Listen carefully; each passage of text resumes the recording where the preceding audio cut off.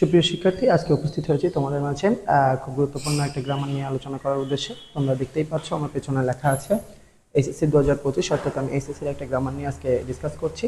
যারা তোমরা 2025 সালে এসএসসি পরীক্ষায় বসতে যাচ্ছ, তোমাদের জন্য কিন্তু একটা দাগ নাম্বার থাকছে।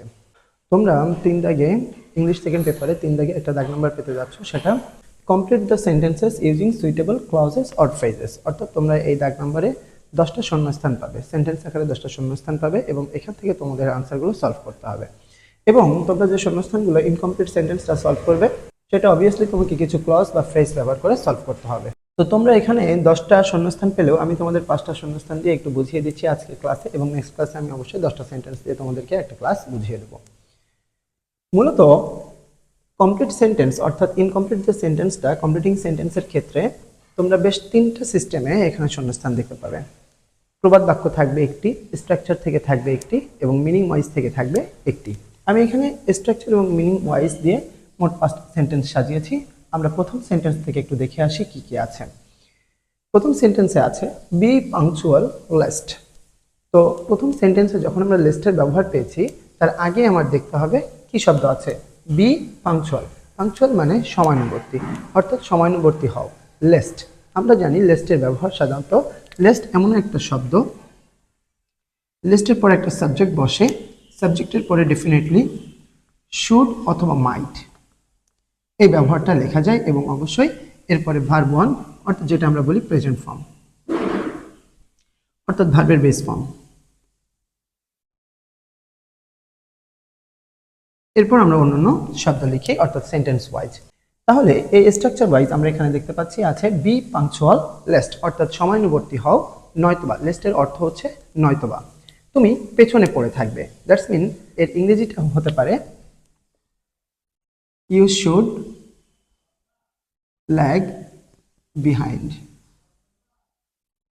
ইউ শুড ল্যাগ বিহাইন্ড, অর্থাৎ আমরা এই সেন্টেন্সটা এভাবে কমপ্লিট করতে পারি। Be punctual lest you should lag behind. Okay. Number B, nobody can succeed in life without. আমরা একটা সেন্টেন্স পেয়েছি, এটা মিনিং ওয়াইজ, কিন্তু এখানে একটা স্ট্রাকচার আছে। আমরা সেন্টেন্সের শেষে একটা শব্দ পেয়েছি উইদাউট, যেটা প্রিপোজিশন। আসলে আমরা কি জানি উইদাউট কোন ধরনের প্রিপোজিশন? কয়েকটা প্রিপোজিশন আছে, 7টা প্রিপোজিশন আছে। 7টা প্রিপোজিশনের মধ্যে এই উইদাউটটা কোন প্রিপোজিশন? উইদাউট কিন্তু সাধারণত ডাবল প্রিপোজিশন, কারণ উইথ এবং আউট এই দুটো মিলে একটা প্রিপোজিশন হয়েছে, এজন্য কি বলা হয় ডাবল প্রিপোজিশন। তো প্রিপোজিশনের পরে সাধারণত আমরা জানি ভার্বের সাথে আইএনজি ফর্ম বসে। তাহলে আমরা যদি সেন্টেন্সটা পড়ি, nobody can succeed in life without, অর্থাৎ কেউই সফল হতে পারে না কি ছাড়া। তো যদি এখানে আমরা একটা ভার্বের ব্যবহার লিখি, তাহলে সেই ভার্বটা ডেফিনেটলি কিন্তু ভার্বের সাথে আইএনজি করতে হবে, অর্থাৎ ওয়ার্কিং হার্ড। ওয়ার্কিং হার্ড, কঠোর পরিশ্রম ছাড়া কেউ সফল হতে পারে না। Nobody can succeed in life without working hard. তাহলে আমরা জানলাম প্রিপোজিশনের পরে ভার্বের সাথে আইএনজি ফর্ম হবে। নেক্সট সি নম্বরে যেটা আছে, time is so valuable that. এটা একটা meaning wise sentence. Time is so valuable, সময় খুবই মূল্যবান, যে আমাদের একেবারেই সময় নষ্ট করা উচিত নয়। সুতরাং আমরা এখানে লিখতে পারি we should not waste time.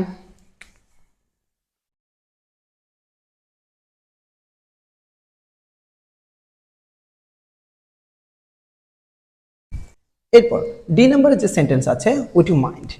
আমরা জানি উড ইউ মাইন্ড একটা ফ্রেজ, অর্থাৎ উড ইউ মাইন্ডের অর্থ যদি কিছু মনে না করো, এবং আমরা জানি পছন্দ করা, অপছন্দ করা, শুরু করা এবং শেষ করা, এই 4টা ভার্বের পরে ডেফিনেটলি ভার্বের সাথে আইএনজি বসে। তো মাইন্ড অর্থ কিছু মনে না করা, অর্থাৎ অপছন্দ করা। সেই ক্ষেত্রে আমরা কিন্তু এখানে ভার্বের সাথে আইএনজি যোগ করতে পারি, অর্থাৎ would you mind opening the door, would you mind bringing me a cup of tea, everything. আমরা কিন্তু এখানে যে কোনো একটা সেন্টেন্স লিখতে পারি, অর্থাৎ would you mind opening the window.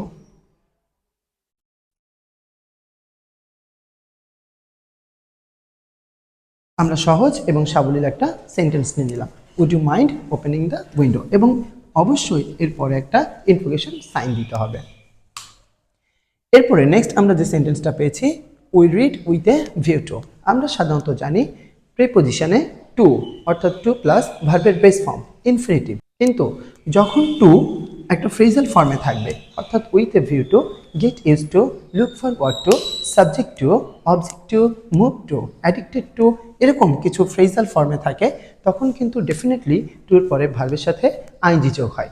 এখানে উইথ এ ভিউ টু অর্থ উদ্দেশ্যে, তাহলে আমরা কোন উদ্দেশ্যে পড়ি সেই উদ্দেশ্য আমাদের লিখতে যেয়ে অবশ্যই ভার্বের সাথে একটা আইএনজি যোগ করতে হবে।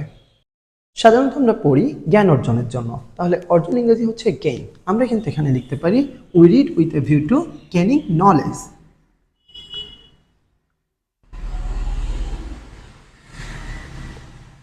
সরি স্টুডেন্টস, আজকে আমরা মোটামুটি কিছু কমপ্লিট সেন্টেন্স কিভাবে ক্লজ এবং ফ্রেজ দিয়ে আমরা কমপ্লিট করতে পারি সেটা শিখলাম। তো নেক্সট ক্লাসে আমি অন্য কোনো একটা নতুন বিষয় নিয়ে তোমাদের সামনে উপস্থিত হব। Thank you.